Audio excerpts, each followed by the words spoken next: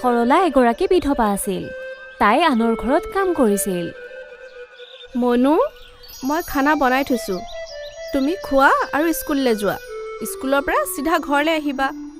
তুমি বদমাছ লগৰকেইটাৰ লগত ঘূৰি নাথাকিবা। অঁ মা, ঠিক আছে। সৰলাই ৰাতিপুৱাই ঘৰৰ পৰা ওলাই গৈছিল। তাৰ পিছত মনু উঠি ৰেডি হৈ স্কুললৈ গৈছিল। ঘৰৰ বাহিৰলৈ ওলাওঁতেই তাৰ দুজন বদমাছ বন্ধুক লগ পাইছিল। আৰে মনু, আজি তোমাৰ ইমান দেৰি কিয় হ'ল ৰে? তোকতো কৈছিলো ন আজি সোনকালে যাব লাগে। ৰাস্তা কাষত থকা সেই আম গছজোপাৰ পৰা আম পাৰিম।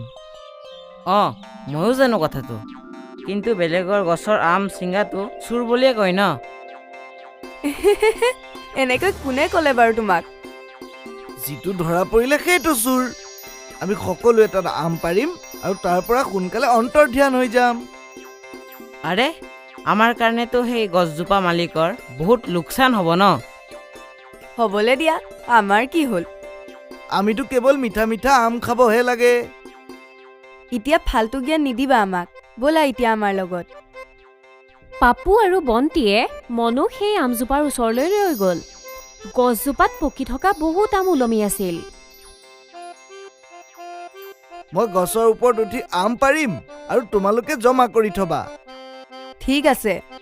পাপুৱে কাষতে থকা ৱালখনৰ সহায়ত গছজোপালৈ উঠি গ'ল আৰু পকি থকা আম ছিঙিবলৈ ল'লে। আৰু তলত ৰৈ থকা বন্তি আৰু মনুৱে আমখিনি একগোট কৰিলে। পাপুৱে বহুখিনি আম ছিঙিলে। তাৰ পিছত বন্তিয়ে দেখিলে এজন মানুহে লাঠি লৈ তেওঁলোকৰ ফালে দৌৰি আহিছিল। আৰে পপ্পু, তললৈ নামিয়া। ধৰিব পাৰিছো আম গছৰ মালিক আহি গ'ল। আৰে বাপৰে! পাপুৱে হঠাতে মাটিলৈ জঁপিয়াই দিলে। তাৰ পিছত তিনিওজন পলালে। কিছু দূৰলৈকে সেই মানুহজনে খেদি গৈছিল। তাৰ পিছত তেওঁৰ ভাগৰ লাগি ৰৈ গ'ল। তিনিওজন দৌৰি গৈ পাৰ পালে।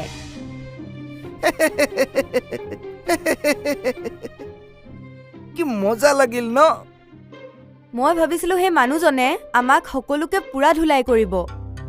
তেওঁৰ হাতত কিমান ডাঙৰ লাঠি এডাল আছিল। যদি এচাত পৰিল হয়, আমাৰ কি অৱস্থা হ'ল হয়। আৰে মনু, তই বহুত ভয়াতুৰ। চা, আমি তাৰ আম গছজোপাৰ পৰা কিমান আম পাৰিলো। সি আমাক ধৰিব পাৰিলে নেকি কিবা? যোন ধৰা পৰিল হয় সিয়ে চোৰ। সি আমাক ধৰিবই নোৱাৰিলে। তাৰ মানে আমি চোৰেই নহয়, হয় নে নহয়? সঁচাকে, ব'ল এতিয়া মিঠা মিঠা আম খাওঁ। তিনিওজন লগ হৈ মিঠা আম খাবলৈ ধৰিলে। মনুৱে জানিছিল যে এয়া ভুল আছিল, কিন্তু তাৰ আম বহুত প্ৰিয় আছিল আৰু তাৰ মাকে তাক আম কিনি দিব পৰা নাছিল। আম খাই তেওঁলোকে স্কুল পালে।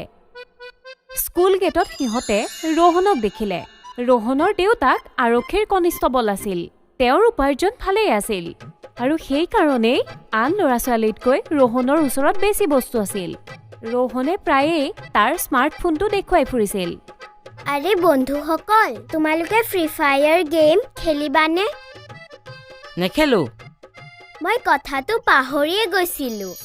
তোমালোকৰ ওচৰতো স্মাৰ্টফোনেই নাই। তেনেহ'লে তোমালোকে গেম খেলিবই নোৱাৰা। তোমাৰ ওচৰত আছে ন? তেনেহ'লে তই স্মাৰ্টফোনত গেম খেলি থাক। আৰু তুমি এতিয়া ইয়াৰ পৰা যোৱা, বুজিলা? ৰোহনে সদায় সিহঁত তিনিওজনক ঠাট্টা কৰিবলৈ বিচাৰি ফুৰিছিল। ৰোহনৰ কথাবোৰ মনুৱে ভাল পোৱা নাছিল। তই ইয়াৰ কথা ভাবিব নালাগে। অঁ, ই লেতেৰা হয়।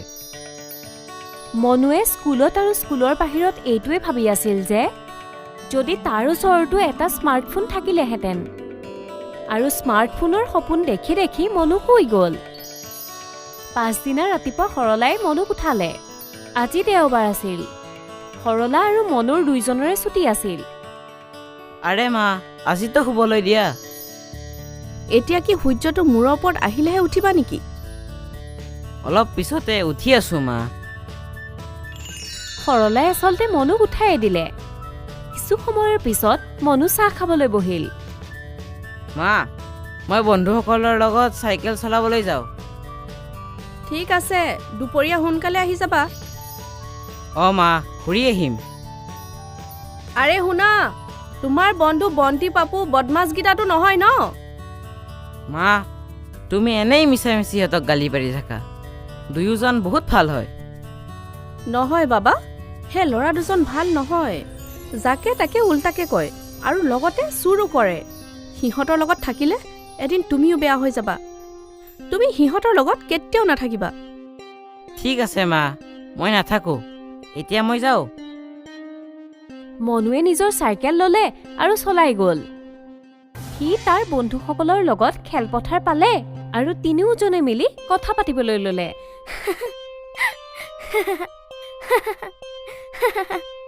পাপু আৰু বন্তিয়ে কথা পাতি থাকোঁতেই তেতিয়াই মনুৰ চকু ঘাঁহৰ মাজত থকা চিকমিকনিত পৰিল।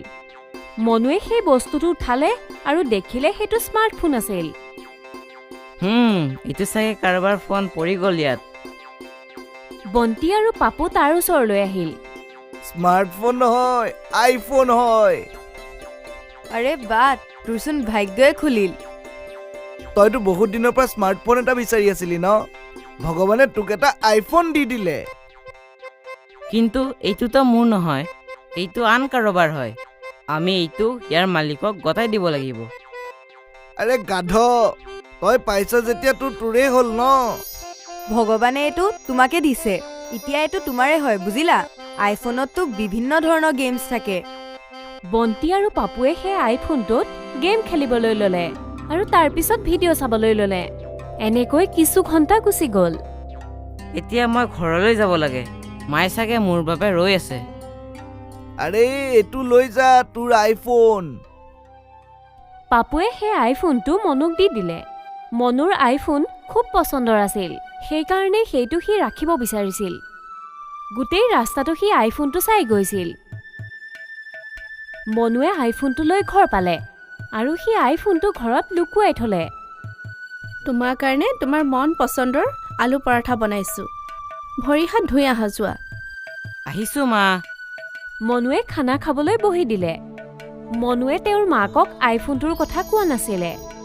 সি জানিছিল যে তাৰ মাকে তাক বহুত গালি পাৰিব। তাৰ পিছত সি যেনে তেনে পৰঠাটো খালে। আৰে এয়া কি? তুমিতো মাত্ৰ এখনহে পৰঠা খালা। অ' মা, মোৰ ভোক লগা নাই এতিয়া। কিয়? এনেই আৰু। ঠিক আছে, ভোক লাগিলে পিছত খাই ল'বা। মই বজাৰলৈ যাওঁ, ঘৰৰ বজাৰ কৰিবলৈ। তুমি ঘৰখন চোৱা চিতা কৰিবা। ঠিক আছে মা। সৰলা যোৱাৰ পিছতেই মনুৱে সেই আইফোনটো উলিয়ালে আৰু আইফোনটোত গেম খেলিবলৈ ল'লে। মনু বৰ সুখী আছিল। কিছু সময়ৰ পিছত তাৰ বন্ধু দুজন ঘৰলৈ আহিল। তাৰ পিছত সিহঁত তিনিওটাই আইফোনটো চলাবলৈ ল'লে। এতিয়া তই এই আইফোনটো লৈ কাইলৈ স্কুললৈ আহিবি। সেই ৰহনেতো এতিয়া জ্বলি পকি মৰিব। তেওঁলোকে কথা পাতি থাকোঁতেই সৰলা ঘৰলৈ আহিল। সৰলাক দেখিয়েই মনুৱে আইফোনটো গাৰুৰ তলত সুমুৱাই দিলে। ইহঁতি ইয়াত কি কৰি আছে? হোমৱৰ্ক ল'বলৈ আহিছিলোঁ আণ্টি। বাছ কিতাপখন লৈয়ে আমি গুচি যাম। পাপুৱে মনুৰ পৰা এখন কিতাপ ল'লে আৰু তাৰ পৰা গুচি গ'ল। সিহঁত যোৱাৰ পিছতেই সৰলাই মনুক কথা শুনালে। তোমাক কিমান বাৰ ক'ব লাগে, ইহঁতৰ পৰা দূৰত থাকিবা। কিতাপ ল'বলৈ আহিছিল মা। তুমি বুজি নোপোৱা বাবা, তোমাৰ মামাৰো এনেকুৱাই কেইজনমান বন্ধু আছিল। তোমাৰ মামা বহুত ভাল আছিল। যেতিয়া বন্ধুকেইজনে চুৰ কৰিছিল, কিন্তু পুলিচে তোমাৰ মামাকহে ধৰি লৈ গ'ল। সেইদিনাৰ পৰাই আমাৰ পৰিয়ালক মানুহে বেয়া বুলি ভাবে। মই নাভাবোঁ যে তোমাৰ লগতো এনেকুৱা কিবা হওক। মই নিবিচাৰোঁ যে তোমাৰ বন্ধুৰ কাৰণে তোমাক পুলিচে ধৰি লৈ যায়। পুলিচৰ কথা শুনি মনুৱে ভয় খালে।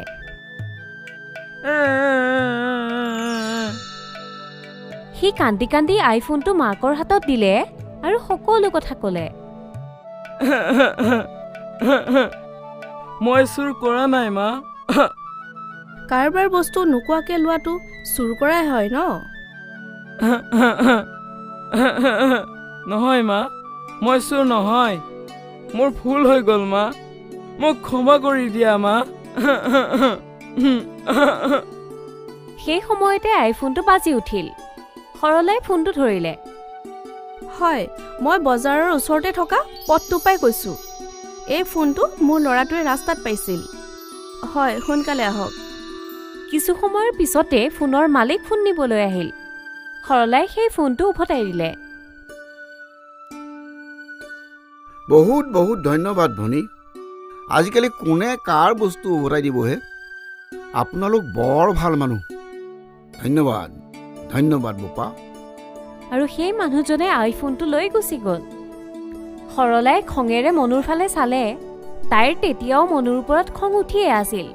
মনুৱে কেইবাবাৰো ক্ষমা খুজিলে, কিন্তু সৰলাই এবাৰো ক্ষমা নকৰিলে। সেইকাৰণেই মনুৱে ৰাতি জোৰ জোৰকৈ কান্দিবলৈ ধৰিলে। মোক ক্ষমা কৰি দিয়া। তুমি মোক যি ক'বা মই তাকে কৰিম। সেই বদমাছ দুজনে তোমাক চুৰ কৰাও শিকালে।